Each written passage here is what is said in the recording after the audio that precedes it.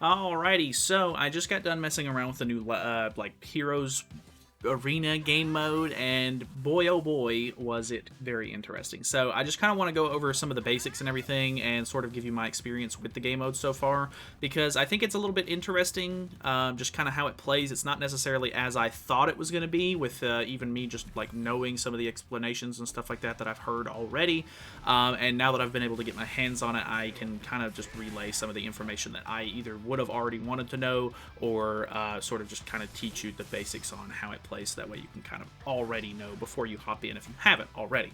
So before we do hop in, I do want to say, if you're new to the channel or anything, feel free to subscribe. We are on the road to 15K, and we hit 14K just a couple of days ago. Very happy about that. Thank you guys so much.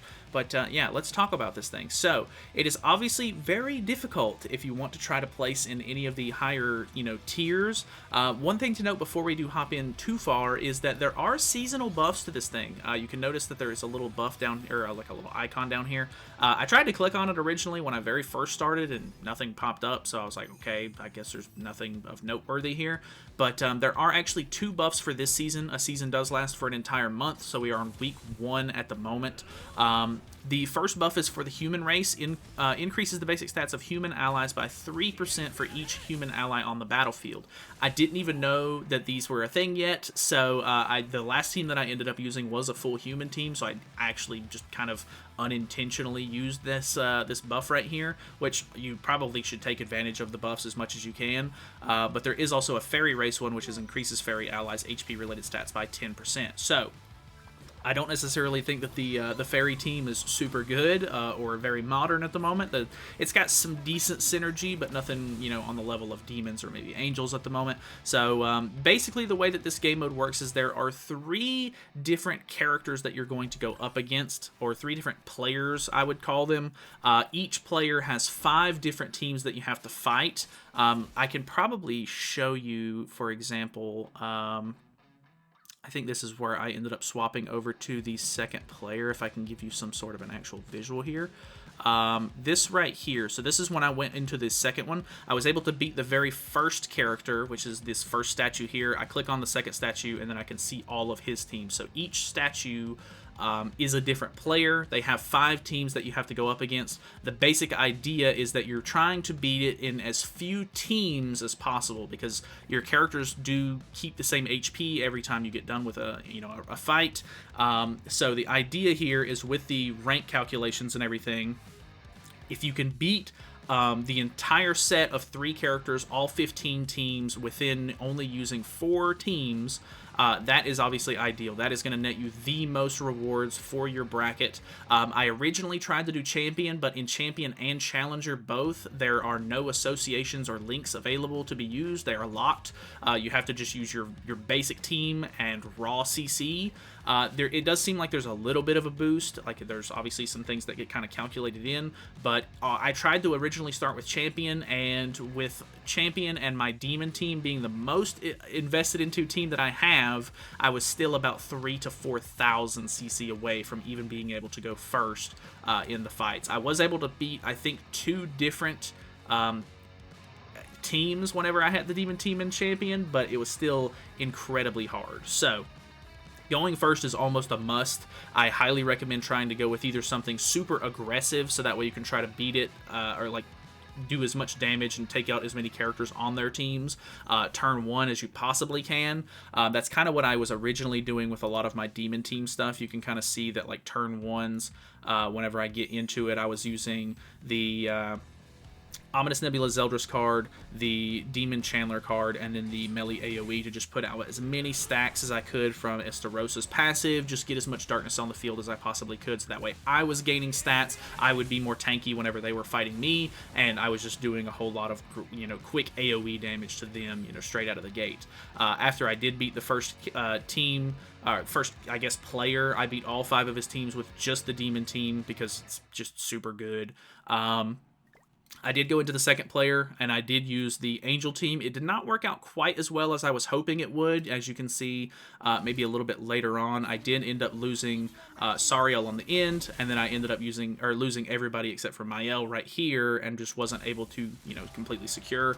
I ended up putting together a Ragnarok team, which has a lot of really, really good turn 1 damage. I would highly recommend that if you have this team built, you don't even necessarily have to have Freya's Relic, because it's not going to do anything but give you a couple of extra stats, but if you do have some of these other characters' relics, the Ragnarok team was very, very good at just getting a ton of damage out turn 1. That's just the Brunhild card. Going into the Freya card was also really good, and then I could just use the Freya, Amplify card, or not Amplify, but Flood card afterwards to pretty much secure the kill on anybody on the board, which was great. Unfortunately, I didn't realize that it was as good as it was until, I was on the very last 2 battles of the character, or of the player that I was on. So I pretty much just ended up going through and beating that one. But going into the last one, I put together a human team. Like I said, I didn't even know that the seasonal buffs were a thing at the time. But I figured this would be something really good in case I did go up against other Ragnarok teams, which it seemed like both... I think maybe all 3 players ended up having a Ragnarok team, just because they have like a 50% damage cap with the Diane Holy Relic on the field. So that helps them out, quite a lot, just being able to survive a lot of, quick damage and everything. But... yeah, the human team actually did very well at just making sure that I could secure kills on like their big DPS characters and everything like that really easily. But altogether, because I did end up losing the Goddess team in the middle section, the second player's, fights, I did end up finishing with 4 teams. So overall, I ended up placing with 4 teams in Masters. So I got 100 coins and 5 of these boxes right here. Actually, the boxes were pretty decent rewards. I can kind of show you here in a second. I end up opening some of them up. Another thing to note is that when you get done with the not the Labyrinth, I keep wanting to call it Labyrinth. When you get done with Heroes Arena, you get completely locked out. You cannot mess around with Heroes Arena anymore for the week. It is a 4-week system, and because it is sort of like a month-long sort of excursion kind of thing, I guess, you cannot actually reattempt at like a higher difficulty or a lower difficulty or anything. I was originally just doing this to sort of test the game mode out, and then after I beat it, I was locked out of the game mode for good. So make sure that if you're having like a bad run, if you lose more than 4 characters, if you lose more than 1 team that you don't want to lose, and you're going to have a bad time, and you're not going to be able to get the top, ranking placements to get the good rewards, make sure that you I guess quit out, like try to reset it as much as you can, so that way you don't, screw yourself over by locking yourself out of the game mode. But this right here was kind of a big thing. Because I only got 100 coins from placing in the top of Masters, I was only able to buy 10 of the legendary seals for the week. So with the 60 that they're giving us from the login bonus, and I guess inherently 10 that I'm going to get per week for the whole season of this, which would end up being 4 weeks, I will get 40 seals from the game mode itself, which means that I should potentially be able to LR or Lost Vein at the end of the month. Obviously, that's a really long time, and if they weren't doing the login bonus, it would be even longer. It would be 10 weeks of this game mode with the rewards that I'm currently getting. Which is just a really, really long time. So I think a lot of factors are going to go into play here. They did say that they are going to be trying to do, or they're also going to be giving away legendary seals in the Labyrinth game mode.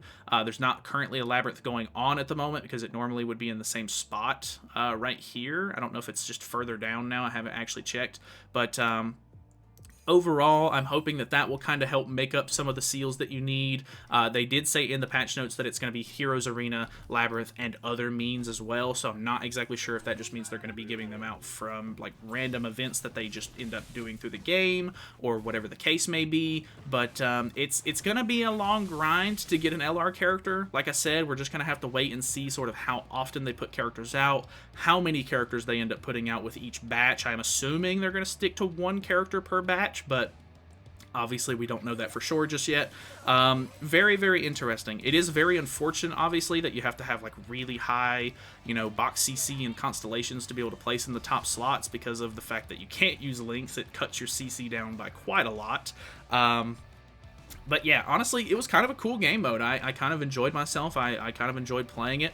Altogether, pretty fun. It wasn't like super grindy or anything where I was at. I think the big thing is just figuring out which bracket you sort of fall into, and then just doing your best to make sure you don't lose too many characters while you're playing through it, so that way you don't end up messing up your teams.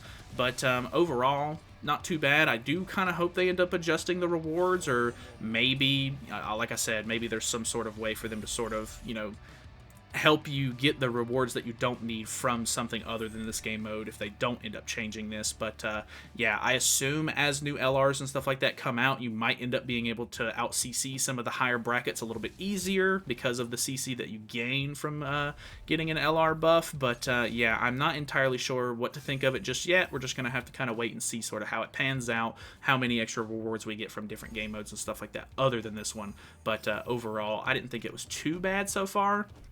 But either way, obviously I'm not placing in the highest 2 ranks or anything like that, so it's going to be quite a while, if I want to save up the rewards I would need for a full upgrade. So let me know what your thoughts and opinions of the game mode are down below. Thank you guys so much for watching. Hopefully this was sort of helpful or insightful, I guess, in some way. I kind of wish I would have, done it live, or, just been able to sort of commentate on it while I was doing it, but I was just kind of doing it in the background, thinking that I would be able to do more than one attempt, and now I'm locked out for the week. So that is pretty much it from me. So thank you so much. I will see you guys later. Have a good one.